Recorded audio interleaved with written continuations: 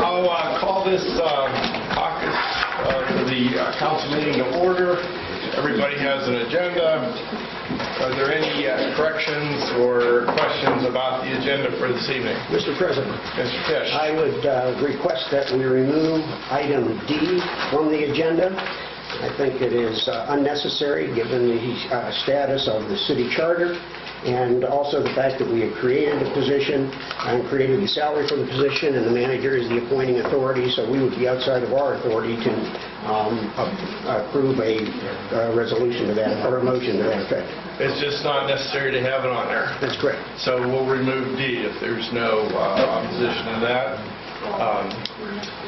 There's three ordinances, and Mr. President, how will we deal within the comprehensive plan? That's not an issue. That's C, right? Oh, you're D. Oh, okay. Excuse me. I thought you said C. Okay, I apologize. I said C. I've got to turn them up. So there'll be three ordinances left on the agenda, and we'll do that in title only if I don't hear any objections to doing that. If not, we'll stand for the Pledge of Allegiance. Pledge allegiance to the flag of the United States of America and to the republic for which it stands, one nation under God, indivisible, with liberty and justice for all. Okay, roll call, please. Here. Mr. Morgan? Yes. Mr. Neff? Here. Mrs. Oliver? Here. And Mr. Tisch? Here. We have a quorum. The meeting is in session, and I'll turn it over to Mayor Duffett. Yes, Mr. President. We have a new employee to welcome to the Canfield team, and I'd like to ask the City Manager, Wade Calhoun, to make those introductions. John, if you want to come up. Yep. So Mayor and Council, I know some of you have met John kind of coming in, and the community as well. So John Rath is our new Public Works Superintendent. He comes to us from the city of Columbiana, where he spent the last 25 years of his career. He's got water distribution and water supply class 1 and 2. I think he started in the Firestone Pool as a very young man, and still as a young man is now leaving Columbiana as the water superintendent, and so he's coming to us as Public Works Superintendent, where he'll oversee all operations of Public Works, which include water, wastewater, streets, cemeteries, parks, and we're really excited to have him. Knowledge, skills, and experience that are unmatched through any of the candidates that we interviewed. So just wanted to get him out in front of everybody. He'll be coming to council meetings, giving the Public Works report. So just kind of introduce formally John Rapp to City Council and the community.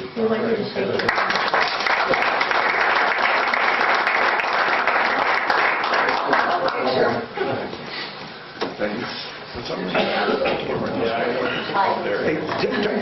John's going to leave us because we have a water break at Fairground. Turn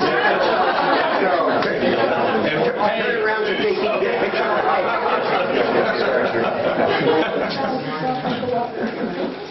All right, come on, it's on the clock. Nice to meet you.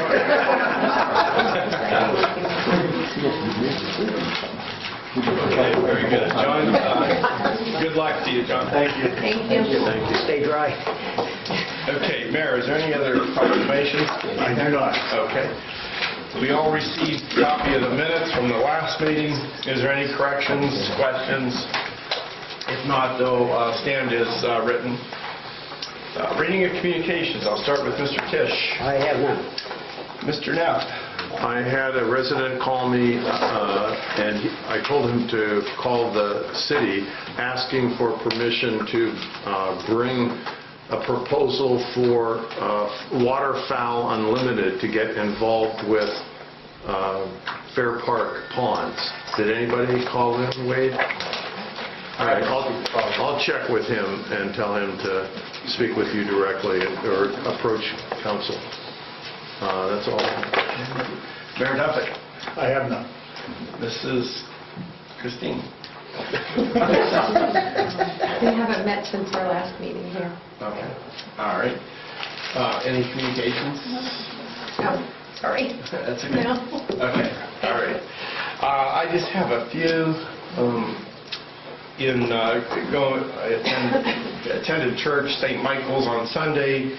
Father Terry explained to us that we are now hiring an officer to be present at the church on Sunday while masses are going on. It's a matter of a presence and a deterrent, if you will. And I think it's a smart move. St. Michael's is paying this officer to be there. And I just had a question for you, Chief. Saturday night, that 4:30 Mass, is it possible to just cover, work with Father Terry and just cover that and have a presence? Yes. There? Okay. Have you talked to him about that yet? Yes. Okay. Cool. All right. Question. Yes, sir. Are there any limitations on your police power while you're in the church? Besides utilizing common sense, I would say our police powers are... I guess my concern is carrying a firearm and those kind of things. We're not subject to that, so the police are not. I understand that. I'm just asking whether the church themselves placed any restrictions on the officers being on their property. No, Okay. they did not. They want us to be a part of their family. Thanks. Thanks, Chief. And we'll also get Old North. They utilizing us in the same way.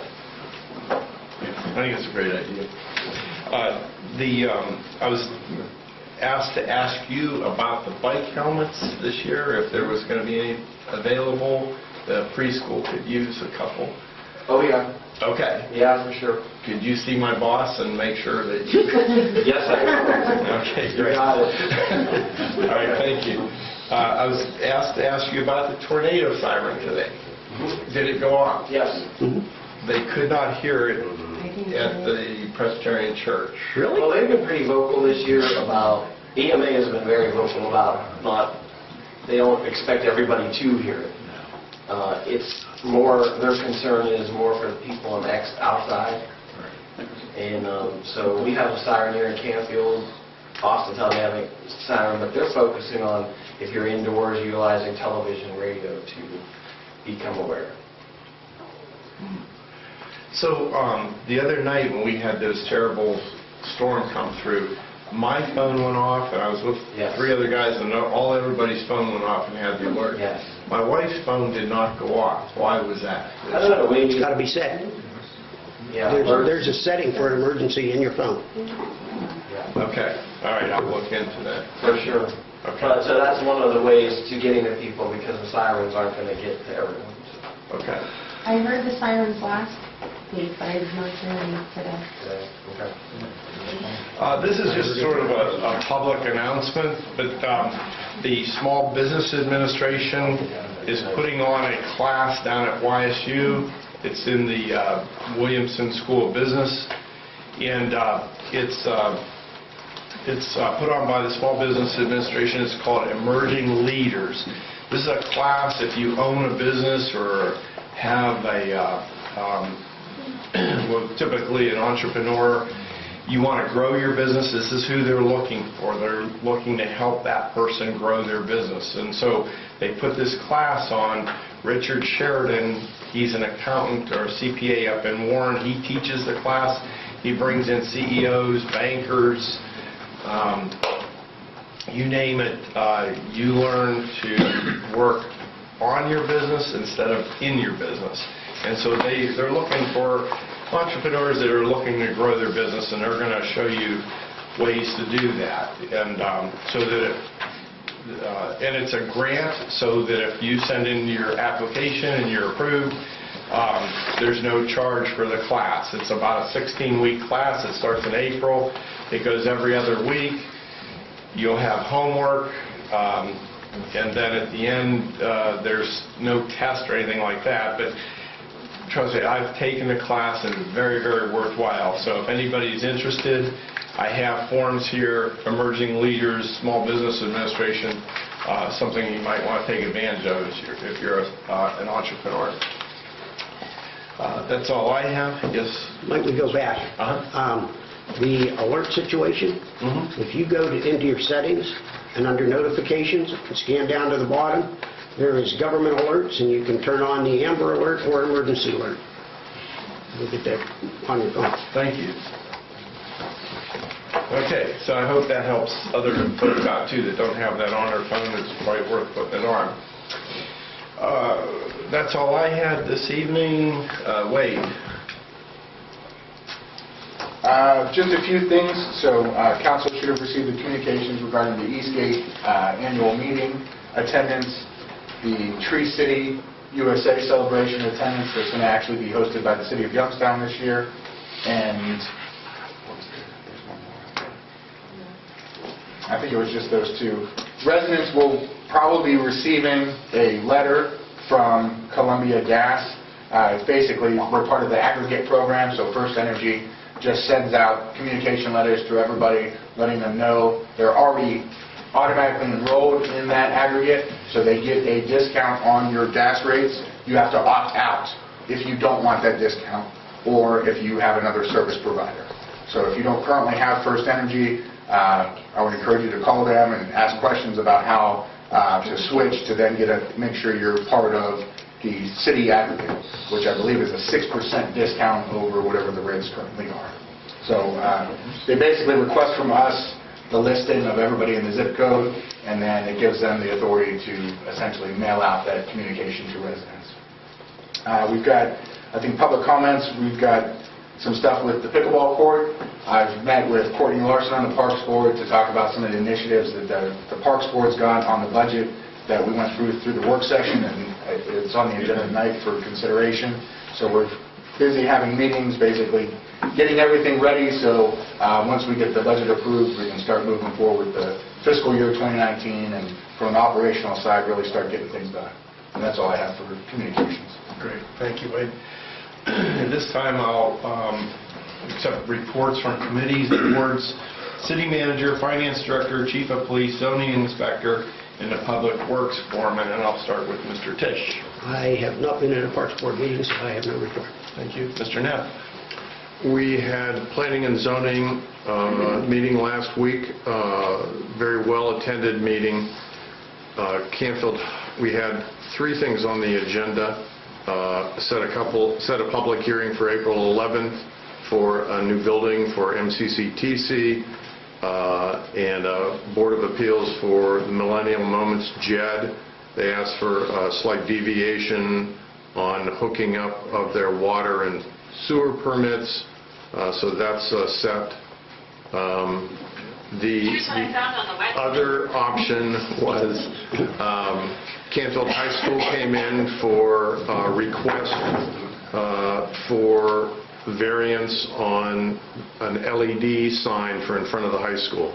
So there were 4 items that they wanted changed from the requirements. Number 1, background color other than black, it passed. Message not fixed for 24 hours, which failed to pass. LED portion, the size to be increased to 55% of the sign, which passed. And then the hours to be expanded instead of just while the school was open. They wanted it to be from 6 a.m. to 10 p.m. and that failed. So they're going to go out and do some more research and come back to the Planning and Zoning Commission and present their case again to see whether they can get those items to pass. So that's what we have from Planning and Zoning. Great. Thank you, Mr. Neff. Mayor Doppett. I have none. Mrs. Oliver. Our meeting is the first Tuesday in April. I sit on the fire district board, and one of the things that the fire district does, first of all, for those that may not know, the fire district is comprised of the township and the city, both paying taxes into the fire district. And the fire district then services both the township and the city. There's I sit on the board from the city. There's a trustee that's on the board. There's a citizen from Canfield City on the board, there's a citizen from the township on the board, and then there's a citizen at large. And that comprises of the board. We direct the fire district in how to operate and what we expect and all that sort of thing. Every 5 years, we go through this process applying for an ISO rating. And we have to be able to move water, show that we've had training, demonstrate different skills, equipment, facilities. All this goes into this ISO rating. And how that affects you is insurance companies use an ISO rating to determine your premium. So the better the ISO rating, the better off we are as business owners and also citizens. Our rates are typically lower with better ISO ratings. So we had been a 4 in the city and a 6 in the township. If you noticed last year, we put in a lot of dry hydrants. And that enabled us to move and get water where we needed it. And give you an example, the township at one point was a 9, and last year was a 6. For the last 4 years, it's 4.5, 5, almost 5 years, it's been a 6. Happy to tell you, May 1st of this year, the city is now moved to a 3, and the township is a 5. So kudos to our fire district for the work, the training, and everything that goes into that process. We were 2 points away from lowering the city from a 3 to a 2, and we were 1 point away from lowering the township from a 5 to a 4. So that's very good. If you look around other areas and compare those ratings, that is extremely good. So again, just kudos to our fire district for the work that they do. We now have 3 ambulances. Majority of our calls are emergency calls that the ambulance goes out. The firefighters brought it to our attention 4 years ago or so that this was a need in the city of Canfield. And so the board moved in that direction, and we now have 3 ambulances for our citizens here in the township and the city.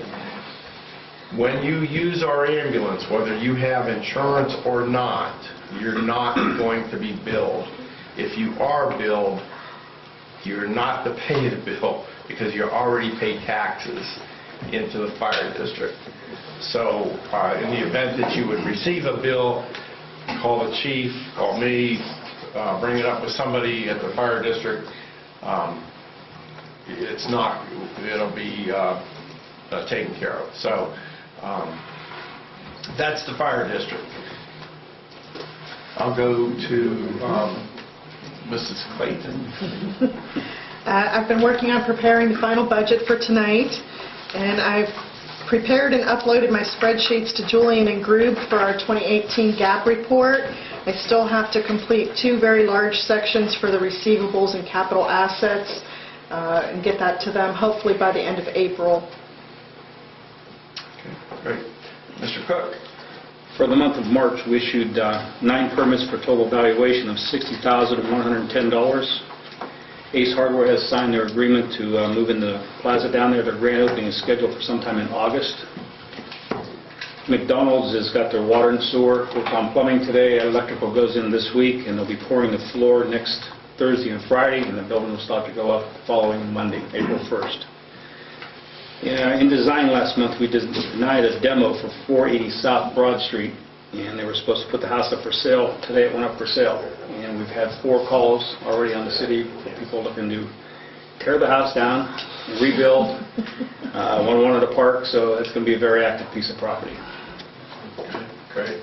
Did they give an estimate when the first Big Mac would be served? Don't worry about the milkshakes, that's all I have. That's the first thing going in. Mr. Calhoun. So one thing I forgot to mention in communications, which I remembered, is so our citywide brush pickup has been announced. It's on our website. The map's on there as well. If you're familiar with the way we section off the city, we have different quadrants: northeast, southeast, southwest, and northwest. Beginning the week of April 21st, residents in the northeast section will put out their brush to be picked up, and then southeast is the following week, the 28th. The week of May 5th is quadrant 3, and the week of May 12th is quadrant 4. And then we will have an unofficial sweep through the city on that final week to make sure that we got all the brush. The residents are encouraged to have their brush out on either the Sunday of their week pickup or as early as possible within the week, because we can't guarantee when the vendor will come through their street, and if they're missed, they won't have their brush picked up until that last final sweep. So if you're in the first section and you don't have your brush pickup out and it's missed, you're going to essentially have to wait 5 weeks with your brush out by the curb until they come back to do that final sweep. So it's on our website. Just ask residents to kind of make sure they know when their pickup is and be ahead of it. We wanted to make sure we give people plenty of time. Hopefully, as the weather stays nice, they can get out, clear a lot of that brush, and have it ready for that second to last week of April. We're very close on the finalization of the JED and annexation, the amended annexation agreements. We're literally just waiting on signatures, and then we can do all the appropriate filings at the county. We met this week with the Mahoney County Sanitary Engineers. There was a discrepancy on the Canfield Township Park water and sewer billing over on Herbert Road, so we had to just clarify that with Mahoney County, so that got situated. From the public works side, as we mentioned, there's a water break currently that we're working on. No other major incidents to report other than crews have been active in filling and repairing a lot of catch basins and sinkholes that have happened throughout the winter time and as soil has shifted. We met John Rapp this evening, and then we have our stormwater MS4 report that is required to be submitted to the Ohio EPA by March 31st. We're working closely with our engineers to get all of the information loaded into that report for submission. And that's all I have. Wait, could you just comment on the website and the work that's been done on there and the advantages for the residents of Canfield? Sure. So on February 2nd, we rolled out our new website, canfield.gov, essentially the redesign of our existing website. There's a lot of more of the same content that was loaded into the new site. However, we're constantly adding more content, more functionality. Christine has been working with the software vendor who does our utility billing, as well as our website vendors, to get online payments of utility billing. Hopefully in the near future we'll be able to have electronic billing of utility bills, and hopefully in the relatively near future we may be able to get to monthly billing on utility bills so that we make things more convenient for our residents. Part of the website's purpose is to become that virtual city hall. Mike Cook has loaded a lot of his forms for permits, planning and zoning, so somebody can go in, fill out the PDF form and submit it electronically. So we don't want to burden people if they don't have to take off work, make accommodations to get to City Hall when we're open for business. We're essentially always open for business through the website. So that's the ultimate goal of the new website. It's never, I guess, technically finished. We're always going to be trying to add more content, more functionality.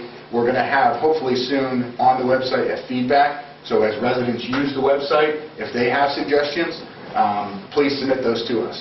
Because as I've said before, the way city staff views how people use our website may be completely different than the end user and what they're actually going and using the website for. So a lot of things that we're excited to add to the website.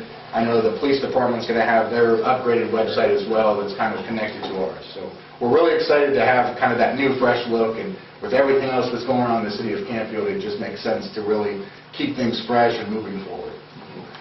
Great, thank you.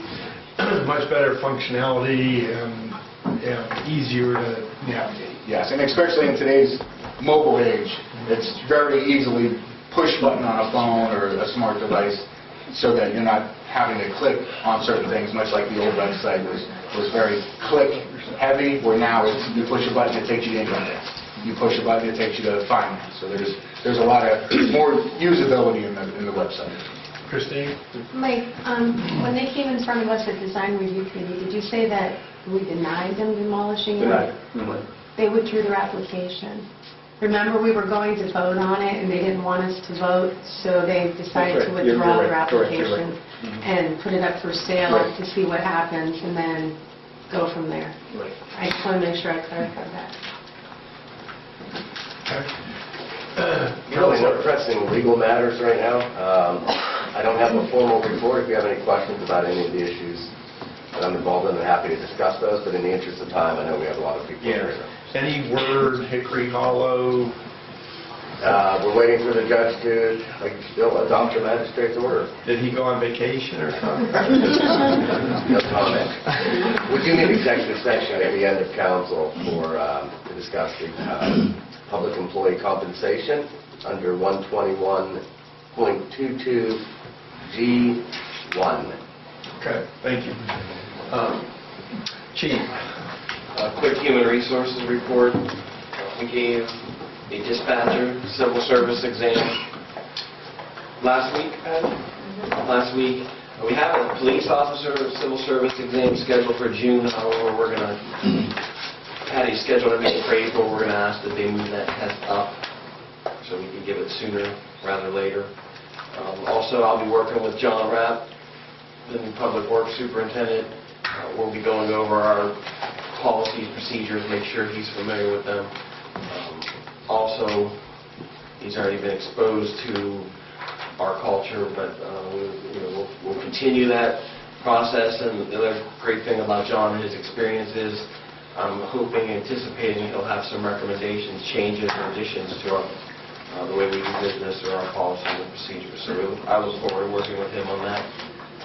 On the police end of things, last week, our office, like our entire department that was available, backed up the Mahoning County Sheriff's Department on Palmyra Road.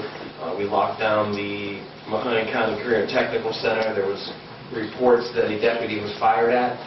The deputy was serving an eviction notice, and shots were fired as they entered the house. They retreated, and our officers were on scene there right away with them, and it turned into a standoff. And most of you know what the outcome was. The shots fired was suicide in the residence.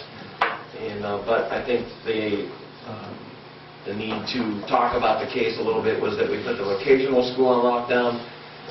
We had immediate communication with them. Canfield local schools, I worked very closely with Alex Jordan on that. We decided that it was a contained situation. It was outside. The vocational school is much closer. We did not lock down the Canfield local schools. But we constantly monitored that, and the schools were aware of it. Their administrative staff was aware of it. So there was some confusion at first. The reports that every school was locked down, which could create mayhem. But we got that taken care of right away. We called the news, and they corrected their story. Also, our detectives have been working on a case from mid-January. We got called by a local doctor's office of a possible embezzlement, and through a long, thorough investigation, our detectives determined that one of the doctor's employees was embezzling money. She was in charge of the books. She was forging checks into her account, taking patients' money, putting it into her account. She gave herself a few pay raises, and so we determined that over the course of 4 years, she had embezzled and laundered over $182,000 from the local doctor's office. She was charged last night. Most of you, maybe if you pay attention to the news, you've seen it, or read the Vindicator, it was in there. So our detectives did a really good job, and we're continuing to work together with the prosecutor's office and the doctor's office in an attempt to resolve the situation. Great. Any questions, council? At this time, I would ask any resident if they had a question concerning any one of these reports that you just heard, that now would be the time to come up to the podium, state your name, address, and ask your question. Okay, hearing none, I'll ask for persons desiring to appear before council, and I have Mr. Archer. Rich Archer, 1309 Valley View. I'd like to thank Council and Wade and JT for giving us the time to talk to you folks about something that is very much in our heart, and that's pickleball. And since we met with you last, a group of us have worked very, very hard with Wade and JT to try to put together some estimates of what it would cost to see Riesel Park have a pickleball complex. You have those estimates in front of you. We gave you 3 to look at. We had 4. The fourth one we really didn't feel was really appropriate. The second one that you have in your packet is really the one that we really felt was a good estimate. When we started looking at Riesel Park's tennis courts, they're in bad shape, folks. There isn't a sport that can be played on those courts at this point in time unless some kind of work is done to them. You know, tennis, pickleball, nothing. The cracks are such that they have to be taken care of. The second proposal that you have there was from a gentleman who lives in Canfield, Fletcher Christie. And Fletcher was actually the one who renovated and resurfaced the basketball court over there at Riesel Park about maybe 3 years ago, I think it was. And it's been doing very, very well. But we spent a lot of time with these contractors. We spent a lot of time with research over the last 3 weeks or so. And we bring those to you.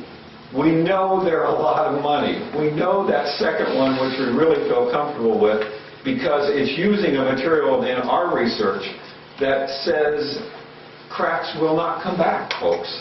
I'm trying to think of the term there. And John, it's right way, I think, is the material in the red that we did a lot of research on, and that Mr. Christie, his company, is the only one of all of the estimates that we got is using that kind of material that is guaranteed by his company not to have that crack come back. We understand it's a lot of money, but to renovate that and do it right, we think the money needs to be spent. The Parks Board has renovated the shelter house over there. They've renovated the basketball court. They have added items to the playground. The only thing that's really left is that tennis court and a renovation to that tennis court. If renovations aren't done, as we talked to JT and as Lisa and I and some of the contractors went over there, it's going to have to be shut down, I'm afraid. I don't think this council and the Parks Board want to put people on that tennis court the way it is now for fear of the safety of those individuals that may be over there. We're passionate about it. We've got a number of pickleball people here tonight that enjoy the game and play the game and would be playing the game at Riesel Park in an outdoor complex that you folks could put together with the dollars and cents that we would be looking at. If it's done right, and done right would be that second estimate that we've given you. It's $30,000, but that would do it right. You would people there, and you would get that park come alive. And we would hope that you would consider moving forward with a project over there that would make a #1 pickleball course complex in this area of northeastern Ohio. And again, I've told you this before, if you build it, they will come. Thank you for your time. If there's any questions, I'd be glad to throw it out to the folks who support me. If you have any questions, we'd be glad to answer them. I just make a comment. I know in the budget that we're going to look at this evening that there is not money allocated for the pickleball court. And so if we're going to get this done, we've got to think of some creative ways and work together and come up with some funds to do it. And I'd be willing to to help out. John, there are some small grants that are available. I'm a member of the U.S. Pickleball Association, and they do give small grants to communities who are developing pickleball courts. They're not huge. They're not $30,000 worth of money to do that. Right. They would probably be enough to get a net system, but we could certainly look at some others. We've contacted some pickleball companies, and they said, hey, let us see what you're doing. So we've sent material to them. We've not heard back whether they would support in any way. They seem interested, but we're not sure what the support of interest really is for this complex. We just wanted to keep it fresh in your mind because we know it is a sport that would go well in Canfield.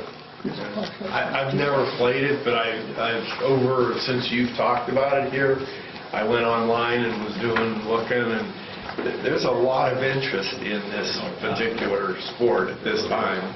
So, Yeah. Well, thank you. okay, thanks. Okay, Mr. McKee, this is your last chance. Anything that you wanted to say this year? I'll be trying to cut it off, John. Okay, all right, thank you. Anybody else? Hearing none, we'll go to old business. We have no old business this evening, so we'll go to new business. And we'll start with our first ordinance. As per the provisions of Section 4.05 Charter of the City of Canfield, I move that council dispense with the requirement of 2 readings of the proposed ordinance and authorize adoption upon its first reading. Do I have a second? Second. Second, Mrs. Oliver. Mr. Duffett? Yes. Mr. Morvay? Yes. Mr. Neff? Yes. Mrs. Oliver? Yes. And Mr. Tisch? Yes. As per the provisions of Section 4.05 Charter of the City of Canfield, I move that council dispense with the requirement of a full reading of the proposed ordinance and authorize reading by title only. Do I have a second? Second. Second, Mr. Tisch. Mr. Duffett? Yes. Mr. Morvay? Yes. Mr. Neff? Yes. Mrs. Oliver? Yes. Mr. Tisch? Yes. Mr. Tisch, could you do A for me, please? Mr. President, I have an annual appropriation ordinance to make appropriations for current expenses and other expenditures of the City of Canfield, State of Ohio, during fiscal year ending December 31st, 2019. I move for passage. I have a motion. I do need a second. Second. Second, Mr. Neff. The discussion. Wade, could you tell us a little bit about this appropriations for this year, please? Sure. So Mayor and Council, we had a budget work session on February 28th. We had all department heads present to answer any questions about their budget requests from the capital standpoint. So back in December, Christine had brought forward a temporary appropriations budget, which basically funds the operations for January, February, and March. By state law, we have to adopt our fiscal year budget by March 31st. So what you have before you is the total budget, which includes all of the annual operations as well as the various capital requests that came through from the various departments. And I just wanted to note, so the breakdown is in front of you. These requests, in comparison to last year, are about $230,000 less in total capital requests versus 2018 budget. We invested a lot last year in catching Public Works up on a lot of their equipment expenses. As you can see, that's kind of went down a little bit. And then our capital projects are mostly make up that $220,000 reduction. Some of the things that, as you mentioned, we talked about budget work session, what was included, what wasn't included in the budget that's before you. Doesn't mean we can get there eventually throughout the fiscal year. We've done budget amendments in the past, and so until we're comfortable with a lot more solid numbers, especially in the Parks Fund, because that money gets transferred from the general fund. So once it gets transferred, it has to be spent in whatever fund it gets transferred to. It can't be transferred back. So we wanted to make sure that we've got really solid numbers on whatever amounts we're transferring from the general fund. So other than that, what you have presented before you is every capital budget request that was presented on the February 28th work session. A question, Mr. Tisch. one or two. What was the 2018 total annual appropriation? Total appropriation. I have it. I have the capital, 2018. I think it was about 9 million, what my recollection was, but I didn't look that up. That's okay. We can get that. Yeah, I don't have it on this report. Yeah, we got it.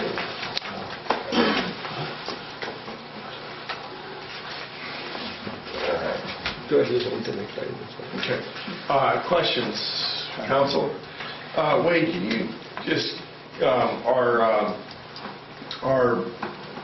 water and sanitary sewer, and if you have any comments about either of those funds? I know we've had increases, and where we stand on sanitary sewer and water. I mean, are we okay in that line item? Yeah, so I'll defer to Chris. She's kind of more in tune with the exact fund balances, which I think are presented in the packet for water and sewer. We probably will be looking to do an increase to the sanitary sewer rates. At some point, the county has raised their rate to us to $6.13 per 1,000 gallons. We currently bill out at $7.17 per 1,000 gallons, so that only leaves us about $1 per 1,000 for our infrastructure. So we probably will be looking at doing an increase there. But water, we already did the water rate increase for this year, so that one should be fine. Okay. At this time, I would ask any resident if they have any questions about this ordinance in front of us, this appropriations. Now would be the time. Mr. McKeon.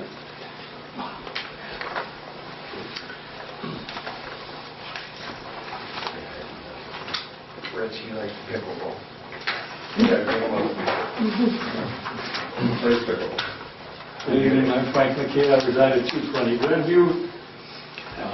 In regard to the pickleball and the cost associated with it, if I look at the total parks fund is about $93,000.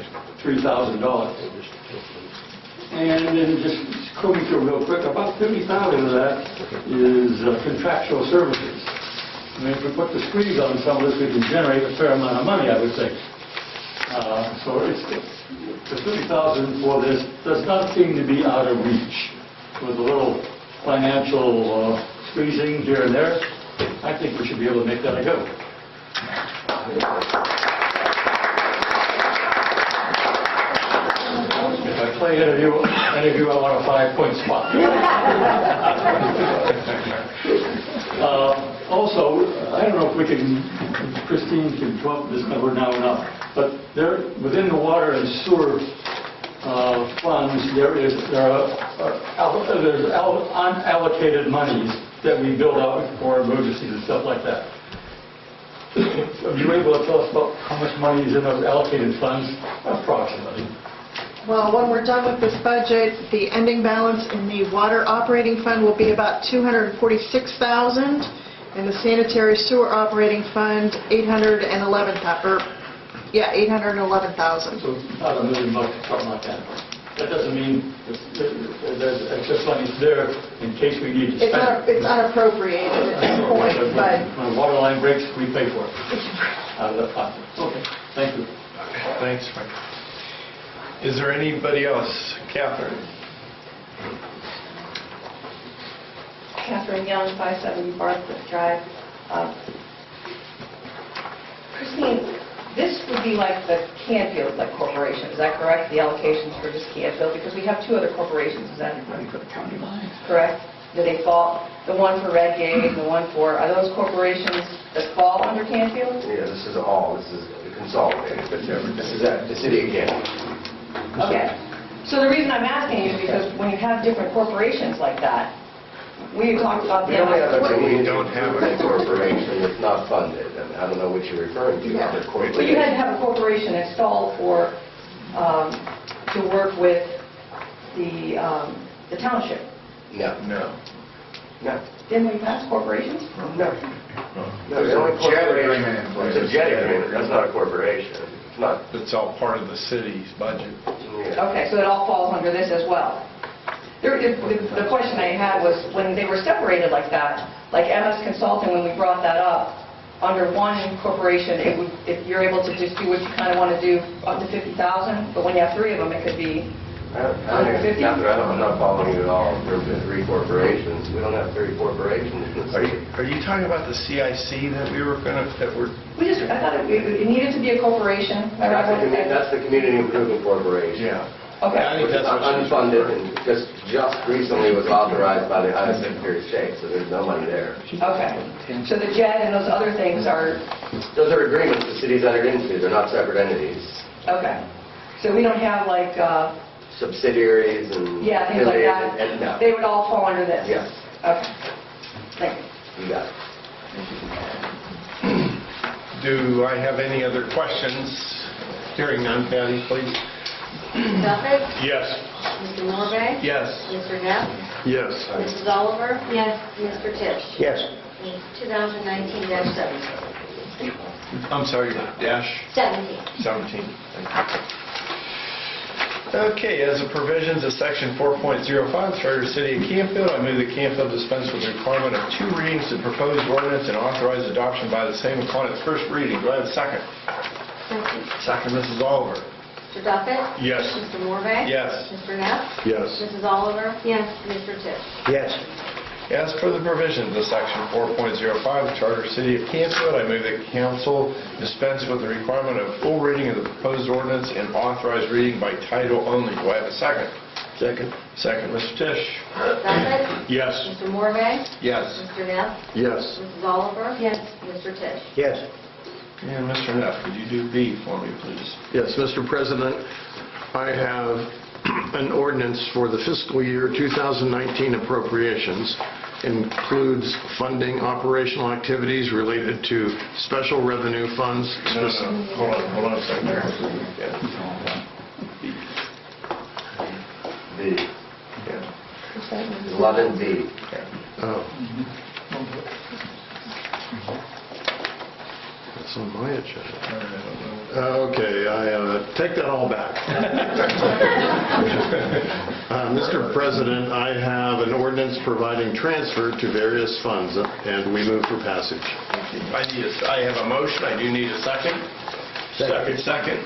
Mayor and Wade, we passed the budget, so now we have to move money, right? That's what this ordinance is. Yeah, so included in the budget that was just passed is a transfer of $68,500 from the general fund to the various parks and recreational funds. So Parks Fund, Recreation Fund, and Cemeteries Fund, in order for those activities to take place within those funds, which predominantly deal with personnel services that our Public Works Department is split amongst water, sewer, streets, parks.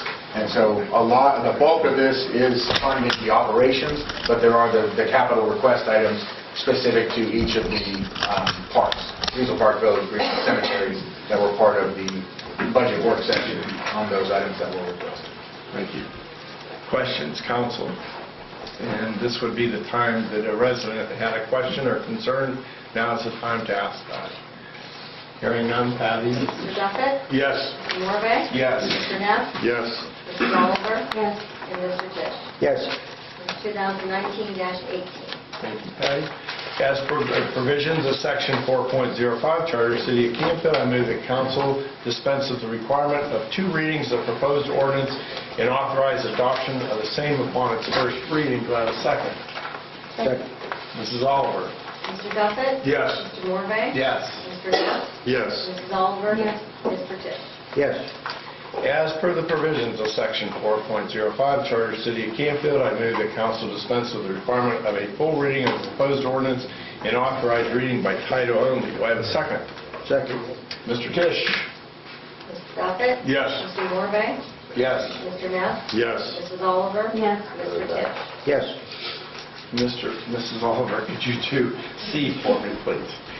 Mr. President, I have an ordinance authorizing the city manager to enter into a contract to develop and establish the City of Canfield's comprehensive plan, and we move for passage. I do have a motion. I need a second. Second. Second, Mr. Neff. I will ask Mayor Duffett to comment, please. First, I want to thank members of the RFQ committee, that is the screening committee for the companies that have applied. I was a member of that committee, and I was very impressed by how hard all of you worked and your deep commitment to the future of our great city of Canfield. Let me be clear, you were not on a mere committee. Rather, the impact of your work will lead to our upcoming comprehensive plan that will yield great results for our great city of Canfield. On behalf of the entire Canfield community, I thank you. It should not be a surprise that five firms wanted to do business with the city of Canfield. We are a sought-after community and one that any firm would highlight on their future request for qualifications from another community. Our agenda tonight calls for council to make a decision. We're down to two finalists, the team of MS Consultants, Inc. and DRS, which stands for Downtown Redevelopment Services, and the second firm, EDG, which stands for Environmental Design Group. Before us is a high-class problem. I believe either firm would do an excellent work for our city. As your mayor, I want you to know who I shall vote for and why. After serving on the RFQ committee and extensively reviewing all the RFQ submissions, I then listened to presentations from four firms. After much discussion among our committee, I arrived at my top choice, the team of MS Consultants and DRS. I then consulted with my predecessors, our last four mayors, Mayors Bernie Kosar, Mayor Bill Kay, Mayor Lee Fry, and Judge Scott Hunter. My only question to them was this: how well did MS Consultants perform in all areas we contracted with them during their terms as mayor? All four mayors gave MS Consultants high marks, and they all mentioned the same reasons for their effective performance. MS was professional, responsive, organized, reliable, and experienced in all areas that we needed. I felt encouraged by all to retain them based on MS Consultants' excellent performance when they were mayor. Although I believe EDG could attain similar marks, I think our city needs a firm who has and is already performing very effectively for our city. Second, sometimes some folks may think new blood is needed. However, I do not believe we need to change firms. Why? MS Consultants are very creative and have assembled a very impressive, talented, and innovative team for this comprehensive project. Additionally, our new, sharp, and energetic city manager, Wade Calhoun, is clicking very well with MS Consultants' new, young, and impressive professional engineer, Stephen Preston, who has been serving us as our new city engineer for about the last year and a half. Also, MS Consultants has professionally served our city of Canfield for over 3 decades, and their local knowledge and commitment to Canfield are unmatched. In addition, the DRS firm has been added to their comprehensive team and brings extensive downtown redevelopment innovativeness to the table. Also, MS's project manager is experienced and specializes in community engagement, a key component in all comprehensive plans to find out what the citizens of the city want. Therefore, the experienced and innovative MS Consultants DRS team will need no ramp-up time, and they can hit the ground running, something I believe we need. Third, although MS Consultants is a Canfield and Youngstown company, they are surely no mom-and-pop store. They have over 340 employees with offices in 5 states and licensed to do business in over 40 states. They bring a national perspective with local commitments and a long-standing, effective history of helping Canfield solve all our engineering and planning needs. Last, let me be clear and honest. I know the Mosiers. I trust the Mosiers. I went to Canfield High School with 4 of them. Yet, as your mayor, concerned with due diligence, I asked our city attorney to assess whether there are any legal or moral reasons that would be of concern for the city doing business with MS Consultants. He stated there were no legal impediments prohibiting council from voting to retain their services. Therefore, based on MS Consultants' outstanding past performance for our city, the need for continuity, their impressive engineering and planning experience, and 4 former mayors speaking very highly of their expertise, I shall vote for the MS Consultants and DRS team to develop our comprehensive plan, and I ask and urge my fellow council members to do the same. Our city manager, Wade Calhoun, was also on our RFQ committee, and the city manager, by nature of his operational position, will work very closely with whatever firm is hired. And at some point, whether it's now or whether it's later, I would like to ask Mr. Calhoun to weigh in and tell us who he would prefer to work with and why. Thank you. Thank you, Mayor. So, Wade, could you just go over what this RFQ was about and what we're trying to do with this hiring, who we're going to hire to do this comprehensive plan? Sure. So in late 2018, we put out an RFQ, request for qualifications, to qualified firms to submit proposals to develop a comprehensive plan for the city of Canfield. To the tune of, they're going to look at everything from transportation, modes, both methods of transportation, alternative routes of transportation, alternative means of transportation, as well as utilities citywide to include water, sewer, potentially fiber optics. The plan is meant to be a 10-year look forward for the city of Canfield. And knowing what we want to be in 10 years, what steps do we need to take now in terms of passing ordinances, rezoning certain areas to promote economic development, which was a big piece of the proposals that we asked from the vendors. We wanted to focus on 2 major areas in the city, the Village Green and the development of our Red Gate property. So all of the proposals, again, focused on how they would assist the city of Canfield in promoting and developing the Red Gate property, and then how we utilize our Village Green space, both from an economic impact standpoint as well as a public use standpoint. So amongst all the other components that were built into the proposal is what was put out to the firms. As the mayor said, we got 5 firms that responded back. The council appointed an RFQ evaluation committee made up of 2 members of council, myself, a member from our design review, and a member from our planning and zoning, and then 2 citizen at large members. So the 7-member committee met when the firms submitted their proposals, discussed those proposals, came back at a later date, ranked those proposals, invited 4 of those firms to come in and present their proposals to the committee, and then as a result of those presentations and the ultimate recommendation that came from the committee is what you have before you, which is the 2 top firms that are being recommended, Environmental Design Group or MS Consultants. So that's kind of the process, and hopefully, we get this thing adopted and passed, because I'm excited to work on this comp plan, with whatever firm the council desires to choose, because again, this is going to essentially lay out where we're going, what direction the city of Canfield sees ourselves, 10 years from now. It's almost going to be 2030 when we actually implement all of the things from this plan. But unless we start planning for what we want to be, that's kind of this is the first step, is develop a plan and implement that plan. So there's going to be, it's probably a 12 to 18 month process once the plan actually starts. There's stakeholder meetings, committee members, those are made up of citizens, business owners, community members, obviously Canfield Local School District, MCCTC, the Canfield Fairgrounds.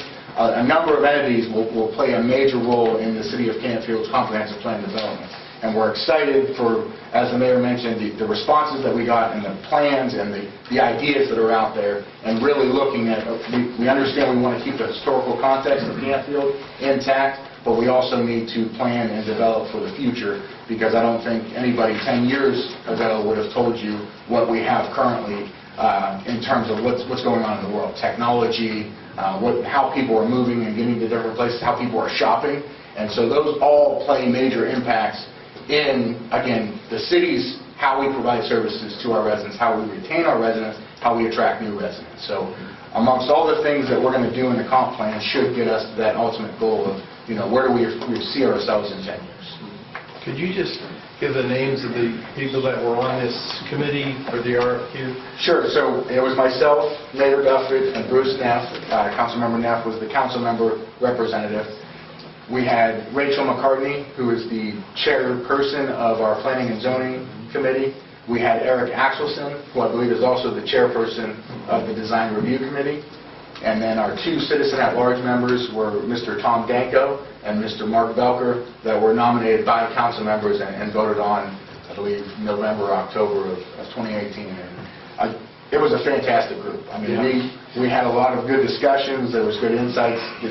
You want to have that insight from everybody. So boards and commissions, city council, and residents, because something like this is going to take a lot of input from all the factions of the city of Canfield. So the people that may not want change in the city of Canfield, those people need to be heard from. The people that think we need to be really, really aggressive in rezoning things and redeveloping, we need to hear from those people. So I think we had a really good committee and a good mix of people that really did due diligence in not only reading the plans. We limited the plan to the proposal to 15 pages because we were going through 15 pages 5 times, and that's a lot to digest, but the plans overall hit on a lot of the components that we needed, and through our conversations and 3 or 4 meetings and really diving into a lot of the details is how we accomplished the 2 firms that are being recommended to council. And I personally sat with a couple folks from that committee, and let me tell you, they put some due diligence into this process, and I see Mr. Danko there. I'd like to recognize and thank you, and Bruce, and Mayor Wade, and I don't know if there's anybody else here, I don't think so, from that committee, but I just want to thank them personally for the work and the due diligence that they put into this project. And so whoever we choose, I'm sure we're going to have a good candidate here by that recommendation of this committee. Mr. Neff, would you care to say anything? You were on that committee or not? It was a pleasure to serve. It's a hard choice to decide because they're both great firms, but after the mayor's endorsement, it'll be tough to go with anybody but who he's recommending. So a lot of faith in both firms. Mr. Danko, would you care to comment? Or You guys. Okay. All right. Okay. All right. At this time, questions, council? I guess I'd like to hear the other members of council's opinion. Fortunately or unfortunately, I did not, I was not involved in the process because I was out of town. So I would like to hear your comments one way or the other. Okay, I'll hold my comments for a minute, and I'll ask if there's any residents that have a question. Mr. McKee, how did I know?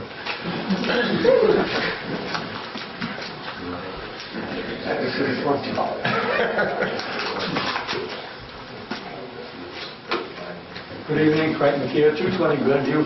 Of the 2 proposals we're considering, what are the costs of each? You know the cost of each? The MS Consultants proposal is $155,000, and the EDG proposal is $149 and some change. Yep. This was a component of the RFQ. It's not necessarily the deciding factor. Yeah. So the motion or the ordinance authorizing to enter into a contract to develop and establish the comp plan, there will be a scope of services established. So again, it's uncommon in a RFQ to put a price in there. However, the committee, and I think that we had to do our due diligence in expending taxpayer money to understand how much we're looking at actually spending in developing this comp plan. Yeah, I think that I'm just for public consumption of what the costs are going to be. Now, if the contract is that, is this a fixed cost? No, so that I just explained that the scope of services that will be negotiated once the contract is awarded. So whatever ultimately we dive into and negotiate with the firm, we settle on what that final scope of services price is going to be. So we really don't know what the final number will be until we get them. Not solid, Okay. We've got an idea. Again, to speak to kind of the breadth or wide range of firm proposals, there was one as low as $55,000, and there was one as high as $188,000. And they're all responding to the same proposal, obviously different components, different implementable strategies, and I think that's where basically you see the committee really looked at everything.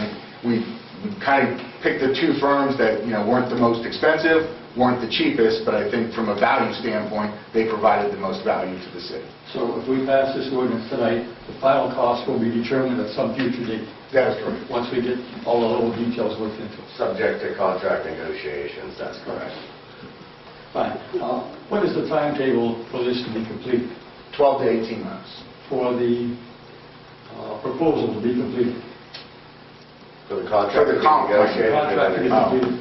I would imagine a month, Yeah. 2 months max. Yeah. I mean, that's me sitting with the firms and really negotiating what we take out of the comp plan and really put pencil to paper to sign that contract. So at that point, we should be able to look at these details and begin any implementation. Yes. And I hope we have a lot of faith, and I know we have high expectations. We're going to spend a lot of money.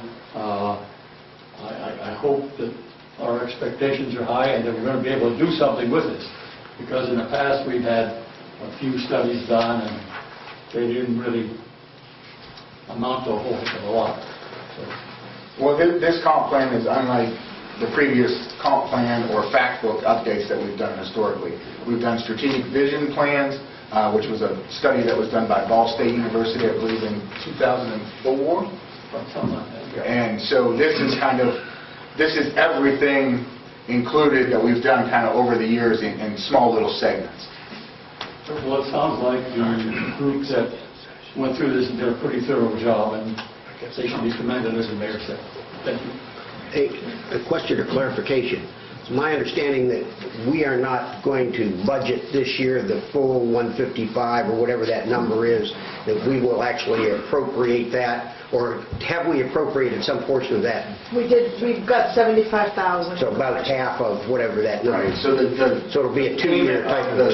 the comp plan will be done over as deliverables are met, we will be invoiced. We're not sending a check for X amount of dollars and then working towards getting our value out of that. Whatever deliverable is delivered to us, we will be invoiced and pay for that. But yeah, you're correct. We've only budgeted approximately half of $150,000 to accommodate that it's going to straddle both fiscal years 2019 and 2020. Thank you.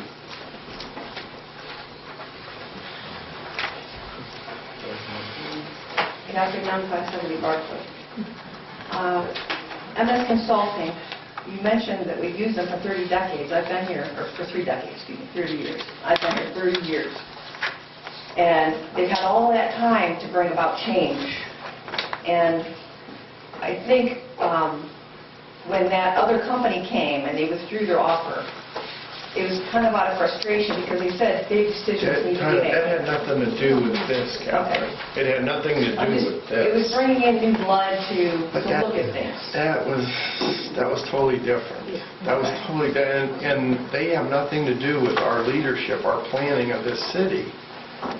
We hired them to help us. Right. And Yeah, so they're not... So they did a study, just like we paid we just paid $90,000 to MS Consulting with the 45 and the 45 already. And now we're committing to MS Consulting again. And I just feel like when the man said at the podium, tough decisions needed to be made, all I heard in my head is Pottersville. Because we do have a lot of banks, and there's a certain amount of decisions that need to be made to make it a changeover to the future. That I understand. I came here 30 years, Canfield, and then you had the township. The Canfield was the nucleus. And then you had the farmers, and that's the way it was. The bankers, the churches, times are changing. And what I'm hearing is that the same guy who made that movie, The Big Short, he said the kids are all going to the cities and that the suburban things have to change. You're going to see that flux of the young are going to Columbus, they're going to Chicago, because the middle class is kind of being squeezed out. So what I'm thinking is that when I approach for things for like the gardens and things like that. It's to create more of a micro community of who we truly want to be. You know, do we know our neighbors? You know, do we go down and use the grain? Do you have young kids that go and, you know, that the vision, and I saw the MS Consulting vision for out on the Red Gate, and I'm thinking the young want more of this micro community where you can do, you know, you're bringing it all there, but you also have the family and everything else. And some of the, what I saw on paper was more of the old thinking, you know, the bigger houses. They, you know, they come out of college and they're in debt and they, you know, they want something smaller, something sustainable, something that they can enjoy the community with. So I believe, and this is my personal opinion, nothing against MS Consulting, but they've had 30 years. That maybe if EDG is something that's going to bring fresh new ideas, that should be considered. And I understand, Moultrie's been around a long time. You know, but... Can I respond? Yeah. The city has never done a comprehensive plan like this. There's a difference between being a city engineer, which is a lot of work and a lot of expertise, and trying to take Canfield to the next planning level. And one of the things that we looked at in this is not only taking community engagement of getting input like yours and like the community, and really get in there and see what the community wants. We, as a council, think we know what we want, but community engagement's a really big piece of this comprehensive plan. Zoning, planning down the downtown area, planning Redgate, which is nothing's happened out there yet other than now we're getting an annex. The Millennial Moments jet, the other jet here. I mean, we got some good things that are about to burst, and now we want to do some really great planning. And also revenue capture. Revenue capture. The relationship that MS has with Eastgate to get those state money for maybe some of the projects that we're going to be able to apply for, that's very important too. So we're hoping that we can get some of this money back, and as we smartly develop an economic planning, we'll be able to bring some more economic planning into the city. Isn't EDG, aren't they associated with the Eastgate as well? It's out Youngstown, right? I mean, I would assume that big firm like that, you know, so... I'm sure they probably have... And I'm just going from my own experience is that when I first moved here, there was, I don't know how many page, you know, what do you want for Canfield? And then back then it had to do with the YMCA and maybe bringing something new. And then it came and it went. That's 30 years ago. So 30 years later, we have our, you know, the family-owned businesses have been kind of gone by the wayside, and you've got Giant Eagle, which is kind of a bigger, you know, and I think the change in the micro communities is bringing back more in knowing your neighbor and sharing and exchanging and, you know, having that all right there. So you don't have to get on board with it. You don't have to go somewhere else to get those services. And this is exactly what we're trying to do, is plan ahead. Right. You know, But I'm just saying, you know, new blood is... When I grew up in Canfield, I used to drive my bike uptown. There was more commerce in downtown Canfield then than there is now. Right. And we're going to try to figure out how we can get that better. I mean, it's beautiful downtown, but we would like to get more activities and more businesses down there. And this plan will help us, this comprehensive plan. Now, you see what's happening at Boardman Mall with some big stores pulling out. So the shopping on the internet has affected stores. And so hopefully we can become a wired city and we can become a little bit more high-tech so we can get some small businesses in and we can keep some of our young folks from moving after they get a college degree that can work out of their condo or their homes because of technology. So we're trying to think outside the box, definitely. And we think a company that has a national presence, more than just engineering, can help us. And ultimately, the inaction or action of the implementation of a comp plan doesn't necessarily fall on the vendor's shoulders. They provide us a plan and a path and that falls on the leadership of the community, city council, planning and zoning, boards and commissions, citizens, business owners, all the stakeholders that I mentioned. Those are the people that drive the implementation of the ideas of the comp plan, which will include all of the things that you mentioned. It's where we're trying to plan the next 10 years out. Thank you. Okay, thank you, Catherine. Is there any other comments? Christine, do you have any comments? Mr. Tisch, I'll give you my sort of synopsis of this. I've been on this board, sit on the council for almost 8 years now. And there's been times when we've had disagreements with MS consultants, and we've used them primarily, MS consultants. They know our city. And we've had disagreements with them.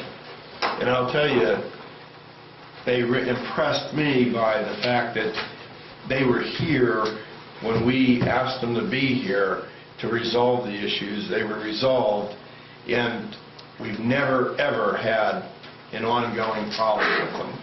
And so knowing what we have and been able to work with them in the past is the direction that I am leaning toward.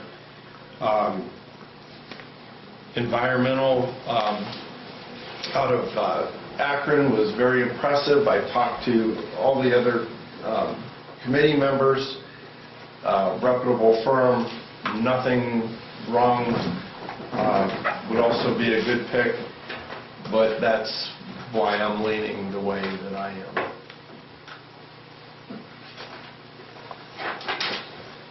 I'd only make the comment that I didn't have the advantage of sitting here and hearing the process that everybody went through. So I'm relying on your comments in that regard. I personally have had a lot of experience with MS over my career. And when you get down to two firms as closely matched, both price-wise and experience-wise as we have presented this evening, then I have to turn around and take a look at what my experience has been, maybe back to as far as 1965 when I started working for the city. But be that as it may, I can't say enough good things about MS Consultants from that perspective. And so I'm glad that's the way that members of council are leaning. Do we need to have a motion to insert a name in that ordinance? Yes, you do. Somebody needs to make a motion to fill in the blank on the ordinance, and then we can read the ordinance. I'll accept a motion. Mr. President, I move council elects to enter a contract with the MS Consultants and DRS team to develop and establish a comprehensive plan for the city of Canfield. I have a motion. I do need a second. Second. Mrs. Oliver? Mr. Duffett? Yes. Mr. Morvay? Yes. Mr. Neff? Yes. Mrs. Oliver? Yes. Mr. Tisch? Yes. Okay, so Now we can read the ordinance.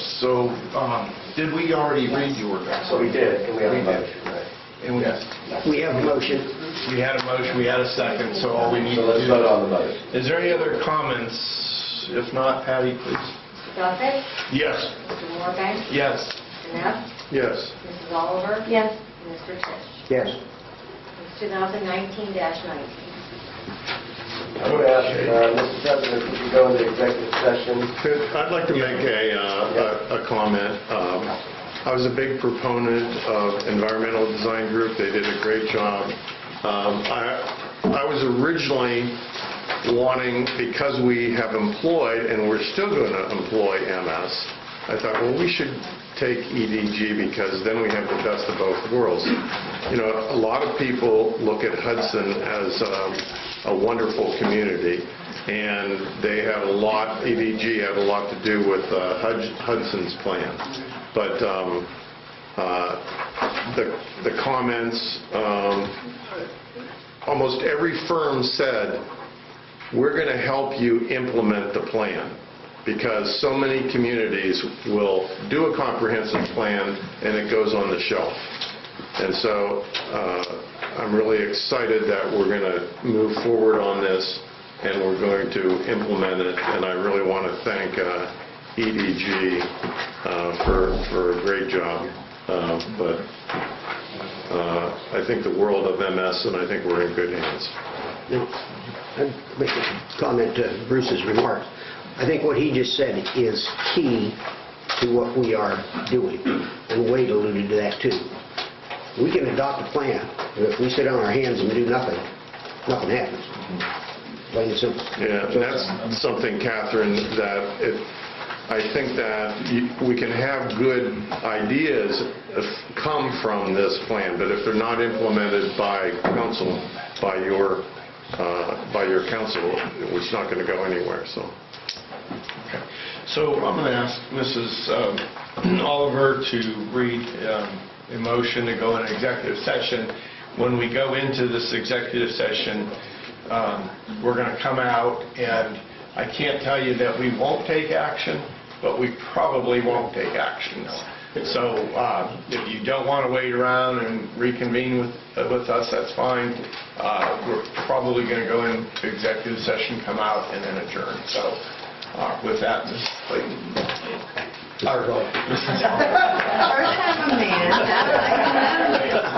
Jeez. I'm sorry.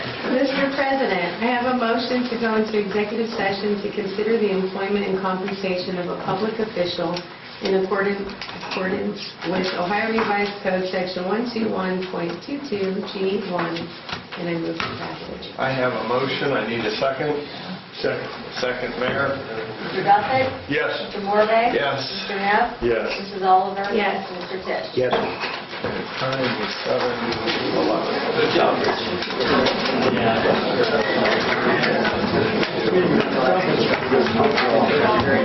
Good luck.